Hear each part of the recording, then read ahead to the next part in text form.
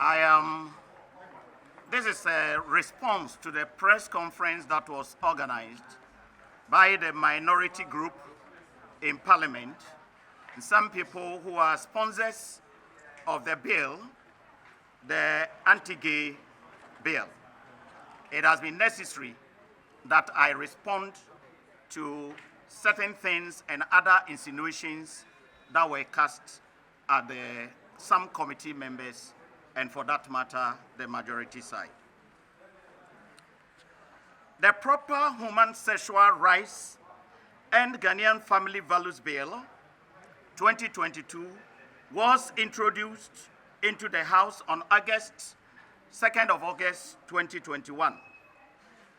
The Speaker referred the bill to the Committee on Constitutional, Legal and Parliamentary Affairs, of which I am the chair. The committee, in accordance with parliamentary practice, advertised this bill in the relevant print media and the website of Parliament. The bill received so much popularity and dominated the media space for some time. Overwhelming Ghanaians, including religious groups, human rights activists, state institutions, traditional authorities, concerned individuals, and the United Nations organs with mandate on human rights submitted recommendations totaling about 200 to Parliament. Recognizing the massive public and global interest in the bill, amidst Ghana's obligation under the international human rights treaties and conventions, the committee decided to adopt the following three-pronged approach as part of measures to broaden consultation and ensure in-depth consideration. Extensive public hearings to listen to the concerns of Ghanaians and human rights activists, including international human rights communities, as well as persons that believed to be in the LGBTQ community. 9 public hearings were held in all. And ladies and gentlemen, I must emphasize that in each of the hearings, Parliament spent not less than 100,000 cedis on the public hearing. Sometimes Parliament spent as much as 140,000 cedis for one public hearing. The second prong that we used was 30 visits to other countries. We visited other countries that were pro-LGBTQ, and some communities that had protected their communities.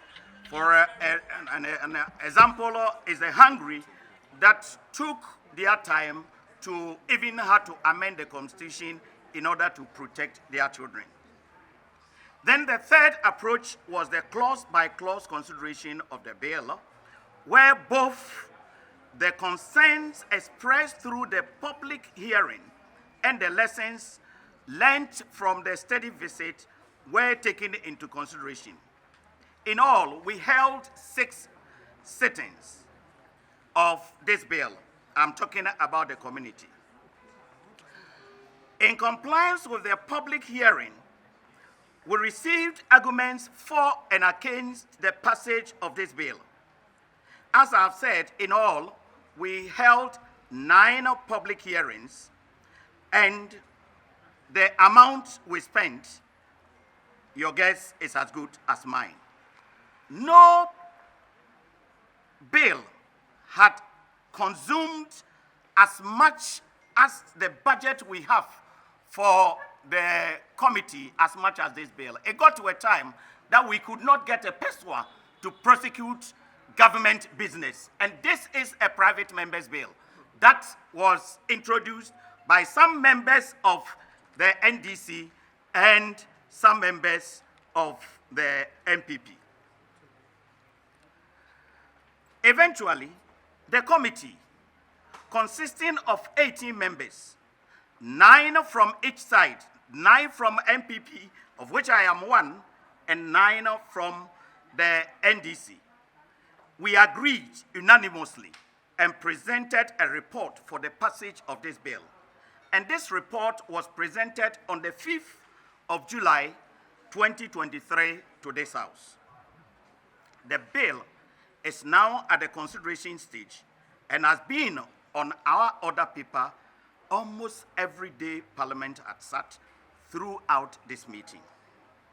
I want to draw the attention of the public that it is not the only bill that has been on our order paper. Equally, we have the Interstate Succession Bill 2022 that was introduced in this House, and that one was introduced much earlier before this one, I think 1 month or 2 months later. We have the Ghana Industrial Property Office Bill 2023 and the Chartered Institute of Restructuring and Insolvency Practitioners Ghana Bill 2023, and it has spent 3 weeks on the order paper just for us to go through the second reading of the bill. The NDC, the other side, had arrested this bill because they claim that the numbers in the House is not enough.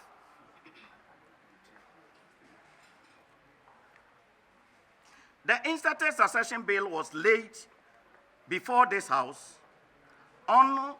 We presented a report on 21st of June 2023 and has remained on the order paper till date. The question I ask is, what is so special about the anti-gay bill? We have a public business, which is the Intellectual Property Bill, which was introduced into the House 1 month, 2 months before the introduction of the anti-gay bill. So if anybody was desirous of pushing or making sure that the bills in the House should be passed, I think they should organize a press conference on the Interstate Succession Bill. Nobody had done that. At any rate, Section 104 of the Criminal Offences Act, Act 29, this law was passed in 1960. It makes it an offense for any person to indulge in unnatural carnal knowledge, and it is as follows. I may want to quote from the bill that was introduced to the House. As part of the memoranda, it says that Act 29, being the principal legislation on criminal offenses in Ghana, prohibits incest and bestiality. Act 29, however, does not make specific reference to LGBTQ+. This is no surprise, since Act 29 was promulgated about 60 years ago, when the subject of LGBTQ in Ghana was far-fetched. Section 104 of Act 29, which is the most proximate reference to LGBTQ, only prohibits, and I quote them, unnatural carnal knowledge as follows. 1, I'm quoting Section 104.1. A person who has unnatural carnal knowledge, A, of another person, of not less than 16 years of age, without the consent of that other person, commits a first-degree felony and is liable on summary conviction to a term of imprisonment of not less than 5 years and not more than 20 years. Or B, of another person of not less than 16 years of any age, with the consent of that other person, commits a misdemeanor. Or C, of an animal commits a misdemeanor. 2, unnatural carnal knowledge is sexual intercourse with a person in an unnatural manner or with an animal. They continue as part of the memoranda.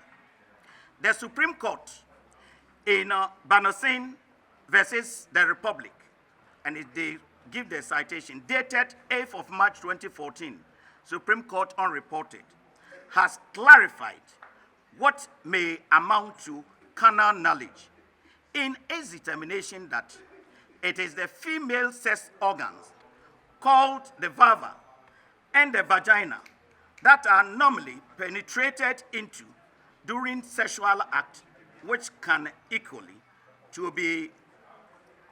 qualify to be carnal knowledge under sections 98 and 99 of Act 29. Ladies and gentlemen, what this means is that having referenced Act 29, everybody in this country acknowledges the fact that carnal knowledge had been in our statutes, or natural carnal knowledge had been in our statute books since 1960.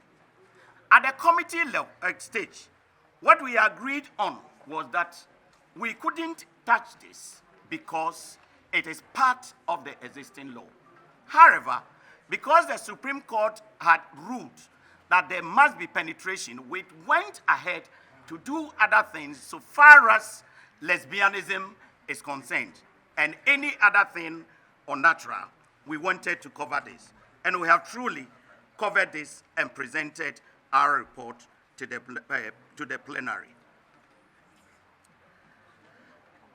Ladies and gentlemen, after this, after we have presented our report, the Honorable Speaker, the Right Honorable Speaker, prompted us on an issue which I cannot discuss here because he advised me as a chairman in confidence.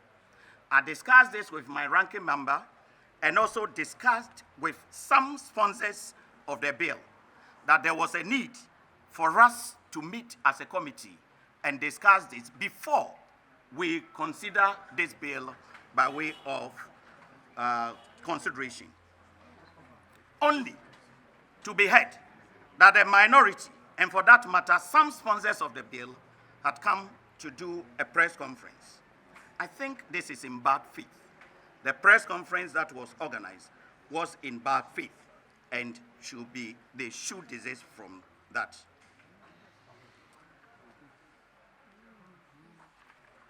It is important to note that all members of parliament agree that we must prosecute this bill. And therefore, I must warn that any attempt that anybody would want to clothe this bill with political colors will suffer non-passage of the bill.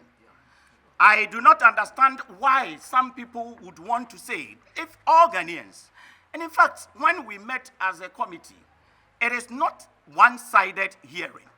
We spent some time on this until we presented our report. Some members of the public are saying, even some reverend ministers are saying that this bill is a bad bill and we must not pass it. Most reverend ministers are saying it's a good bill, we must pass this bill. We must pass a bill that will come into an act that would withstand the test of time. And therefore, we have to iron out all creases. The most serious part of this is that yesterday, I overheard my friend casting insinuations at the first deputy speaker, that is Sam George, saying that when the main speaker, that is the right honorable speaker, is not there, then the first deputy speaker or the second deputy speaker wouldn't want to prosecute this. In this house, I am not aware that as a chairman, you just get up, you get to the house, and you prosecute your agenda, irrespective of whether you are ready or not. It is leadership that will decide what we do on a daily basis. If leadership had not agreed that we are going to consider a bill, I see no reason why I, as the chairman of the committee, would get up and say that we want to prosecute this bill. This is in bad faith. As I have said, it is better that all of us would go ahead and present this bill, go through the consideration in order that we would have a good act for the nation. Hungary had that a similar thing. Hungary, they said that their children must be protected. They went to the extent of even amending their constitution. They put the bill when it came to them in abeyance. Then they amended the Constitution. After the amendment of the Constitution, they put in a clause for the protection of children. A lot of issues have been raised. Children, how do we protect them? On natural canon knowledge, I guess that your guess is as good as mine. Because once we are talking about natural canon knowledge, we are talking about what God created for us, a man and woman, and what we do in the bedroom. If we have to extend this, even kissing is on natural canon knowledge. All other things that men and women do in their bedroom, they are. What I want to find out is that what is the agency about this? This bill was not considered under the certificate of agency. And all the two sides, that is the 18 members, agreed that we will do this bill and it will go through the normal processes. There had not been any occasion to see this bill as a certificate of emergency. Why is it that other bills that were placed before this House, before the anti-gay bill, nobody is saying that it is keeping long and we must go ahead? The committee is ready, and when I say the committee, I'm talking about the 9 members of the majority side and the 9 members of the minority. Any moment the speaker and the leadership agrees, we would prosecute this bill at the consideration stage. But let no person attempt to clothe this bill with any political color. The moment it is clothed with political colors, I am sure that my people will support me and will have a stalemate on this bill. Thank you very much.